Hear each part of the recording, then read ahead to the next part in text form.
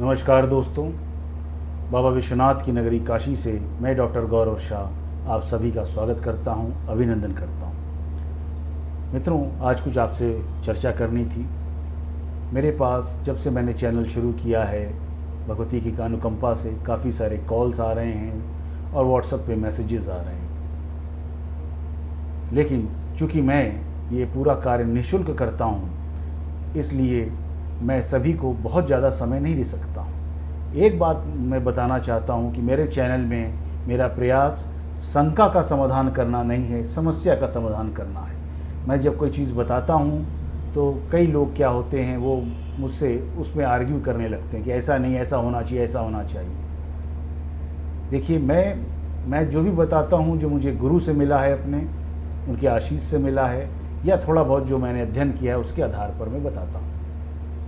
और उससे राय रखती मैं इधर उधर नहीं हो सकता हूँ, ये तय बात है। तो मुझ पर कृपया करके ये दबाव न डाला जाए कि नहीं, ये कर लें तो सही होगा या ये कर लें तो सही होगा, नहीं। और शंका का समाधान प्लीज़ मत करिए, समस्या का समाधान मैं कर सकता हूँ, और इसीलिए मैं आपके बीच हूँ। ज्योतिष मेरा पेशा नहीं है, ज्योतिष मेरी सेवा है। ठीक है। हमेशा की भांति आज मेरे चैनल में फिर से मेरी धर्मपत्नी अनुभा जी बैठी हुई हैं मेरे सामने।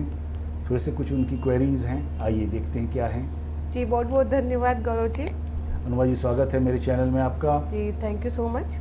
मैं आपसे आज एक क्वेश्चन ये पूछना चाहती हूँ कि क्या जन्म कुंडली के माध्यम से हमारी पर्सनालिटी, जो हमारा व्यक्तित्व होता है, उसका भी एनालिसिस होता है या उसको भी डिस्क्राइब किया जा सकता है? जी बिल्कुल, हमारी पर्सनालिटी है, हमारा व्यक्तित्व है। जैसे बच्चा अगर पैदा होता है और जब उसकी कुंडली देखकर ही बताया जा सकता है कि आगे चलकर ये इसका व्यक्तित्व कैसा रहेगा। और ये बड़ी अनोखी बात है। जैसे कि आपको अगर पता हो, वो एक कथा है कि जब भगवान बुद्ध बचपन में किसी राज ज्योतिषी ने उनकी कुंडली को देखा तो कहा ये आगे चलकर सन्यासी हो जाएगा। और इसी को चलते उनके पिताजी ने करीब करीब 29 साल तक, जब भगवान बुद्ध की 29 साल की अवस्था तक उन्हें सिर्फ ऐशो आराम के बीच ही रखा। कोई भी तकलीफ़, कोई भी परेशानी उन तक पहुंचने नहीं दी। यही एक कारण था। तो इसलिए बिल्कुल बताया जा सकता है कुंडली के माध्यम से, जनपत्री के माध्यम से, खासकर लग्न को देखकर और लग्नेश को देखकर बताया जा सकता है। कद काठी बताई जाती है, पर्सनालिटी कैसी होगी, इसका व्यवहार कैसा होगा, इसका सेल्फ पोर्ट्रेयल कैसा होगा, सेल्फ इवेल्युएशन वो कैसे करेगा व्यक्ति अपना, ये सब कुछ बड़ी आसानी से बताया जा सकता है। जी, बहुत बहुत धन्यवाद। तो मैंने कुछ आपका इस पर कुछ चर्चा की आपसे। चलिए कुंडली देखते हैं।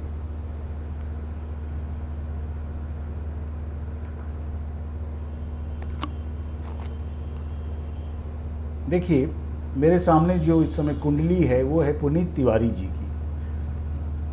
पुनीत तिवारी जी के साथ दिक्कत क्या है कि ये मेरे पास आए थे, करीब करीब 1 साल हो गए होंगे उनको।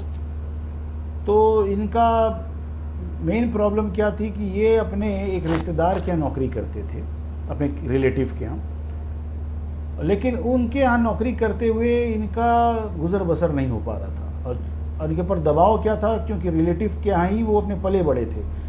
तो रिलेटिव बार बार उनसे कहते थे कि ज़िंदगी भर मैंने तुम्हें पाला पोसा है, तो आप तो मेरी दुकान छोड़कर नहीं जा सकते। तो इन्होंने कहा कि आप मुझे अपना पार्टनर बना दीजिए, क्योंकि इतने कम, या मेरी पगार बढ़ा दीजिए, इतने कम पैसे मेरा गुजर बसर नहीं हो पाएगा। लेकिन वो मान नहीं रहे थे। तो इस दुविधा में ये हमारे पास आए।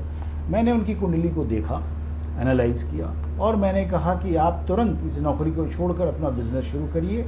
आप बिज़नेस में कहाँ से कहाँ पहुँच जाएंगे, आपको खुद भी अंदाज़ा नहीं होगा। ये मैंने कैसे कहा और क्यों कहा, ज़रा देखें। ये कुंडली को अगर हम लोग ध्यान से देखें तो ये कुंडली, इस कुंडली में जो दशमेश है वो है बुध। दशमेश धन भाव में बैठे हैं। जो आपके नवम भाव है, नवम भाव के जो स्वामी हैं शुक्र, वो भी धन भाव में बैठे हुए हैं।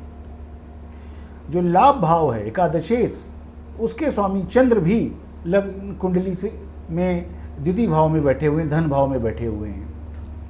और केंद्र के स्वामी चतुर्थेश और सप्तमेश गुरु भी जाकर द्वितीय भाव में बैठे हुए हैं, तो द्वितीय भाव बहुत ज़्यादा स्ट्रॉन्ग और पावरफुल हो गया है।